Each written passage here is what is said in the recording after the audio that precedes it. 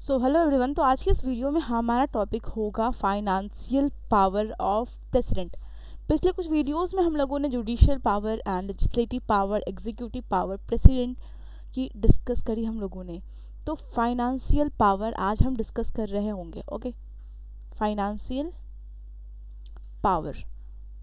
Finance means होता है वित्तीय, वित्त हिंदी में कहते हैं इसे हम। तो वित्तीय शक्ति किनकी? तो राष्ट्रपति की। तो फाइनेंस का नाम सुनते ही हमारे दिमाग में आता है बजट के बारे में, कि बजट में ही फाइनेंस की डिस्कशन होती है। तो आर्टिकल 112 को हम डिस्कस कर लेते हैं। आर्टिकल 112 क्योंकि ये भी जो है हमारी बजट के बारे में ही बात करती है। एक इंटरेस्टिंग फैक्ट बजट के बारे में कि जिसे हम बजट कहते हैं उसका कॉन्स्टिट्यूशन में कहीं जिक्र किया गया ही नहीं है। बजट नाम का जिक्र कहीं नहीं है। बजट को कॉन्स्टिट्यूशन में एनुअल फाइनेंस स्टेटमेंट कहा गया है। इसे हम हिंदी में कहते हैं वार्षिक वित्तीय विवरण। इसे हम कहते हैं एनुअल फाइनेंस सिस्टम। तो ये बजट कौन पेश करता है? तो फाइनेंस मिनिस्टर पेश करते हैं। एंड ये कब पेश होता है? तो एवरी ईयर के स्टार्टिंग में। तो जैसे कि हमें पता है कि ये ईयर के स्टार्टिंग में हर साल ये 1 फरवरी को इसको पेश किया जाता है। तो ये पेश कब होते हैं? Every year. इनको पेश कौन करता है? तो फाइनेंशियल मिनिस्टर, जो कि प्रेजेंट में हमारी निर्मला सीतारमन है। तो इसके बारे में डिस्कस कहाँ किया गया? That is in article 112। तो अब हम ये देखते हैं कि ये जो फाइनेंशियल पावर क्या है? प्रेसिडेंट की शक्ति है, प्रेसिडेंट की पावर है। तो यहाँ पे कुछ ना कुछ तो प्रेसिडेंट की पावर होगी ही फाइनेंशियल इस बजट में भी। तो उसको हम डिस्कस कर लेते हैं। तो प्रेसिडेंट बजट को पार्लियामेंट में रखवाते हैं। ये भी प्रेसिडेंट की एक पावर है कि जो प्रेसिडेंट है हमारे, प्रेसिडेंट ये बजट को, एनुअल फाइनेंस सिस्टम, बजट को पार्लियामेंट में रखवाते हैं। इनका ही काम होता है पार्लियामेंट में रखवाने का। रखवाना इज़ डिफरेंट थिंग। बट अगर मैं बात करूँ कि पेश कौन करते हैं, पेश बजट को पेश कौन करते हैं, तो वो तभी मैंने बताया वो कौन करते हैं? Finance minister. Finance minister. उसके बाद हम बात कर लेते हैं द इम्पॉर्टेंट आर्टिकल, जो कि है हमारा आर्टिकल 110। यहाँ पे क्या बताया गया? यहाँ पे भी कुछ फाइनेंशियल से ही रिलेटेड चीज़ें हैं। यहाँ पे ये बोला जाता है कि जो मनी है, जो मनी बिल है, जिसे हम धन विधेयक कहते हैं, मनी बिल, इसे लोकसभा की इजाज़त से इसे प्रेसिडेंट की इजाज़त से लोकसभा में ही बस पेश किया जाता है। Only in the Lok Sabha. पेश कहाँ करते हैं? लोकसभा में। मनी बिल, धन विधेयक ऐसा ही एकमात्र ऐसा विधेयक है जिसे कि लोकसभा में सबसे पहले पेश किया जाता है। तो ये था हमारा आर्टिकल 110, जहाँ पे इस चीज़ के बारे में डिस्कस किया गया है। तो ये भी प्रेसिडेंट के पावर से ही इस चीज़ को फॉलो किया जाता है। And the next one is article 267। 267 हमें क्या बताती है? कि जो हमारी आकस्मिक निधि है, आकस्मिक निधि क्या होती है? That is contingency fund.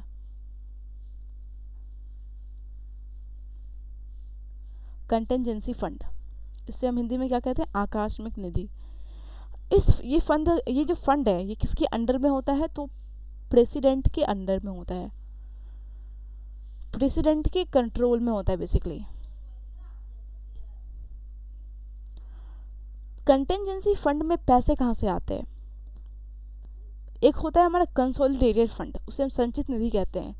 तो संचित निधि में क्या होता है कि वहाँ पे पैसे कहाँ से आते हैं? तो पब्लिक के पैसे जो टैक्स से आते हैं वो सब उसमें आते हैं।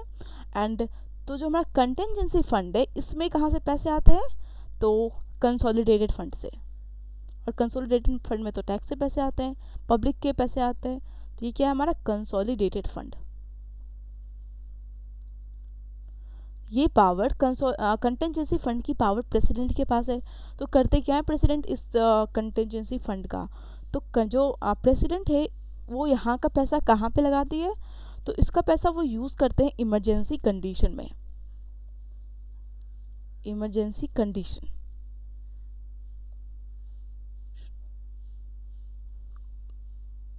और जो हमारा ये कंसोलिडेटेड फंड है, संचित निधि, यहाँ का पैसा कहाँ जाता है, तो इसका पैसा यूज़ करते हैं गवर्नमेंट एक्सपेंसेस में, पब्लिक एक्सपेंसेस में यूज़ करते हैं। और फिर जो गवर्नमेंट की जो इनकम्स होती है वो भी कंसोलिडेटेड फंड से ही जाती है।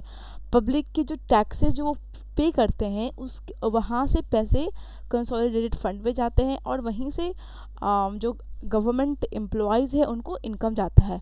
और कंसोलिडेटेड फंड से ही पैसा कहाँ जाता है, कंटेंजेंसी फंड में। और यहीं से प्रेसिडेंट यहाँ का पैसा लेके कहाँ डालते हैं, इमरजेंसी कंडीशन जब आता है वहाँ पे।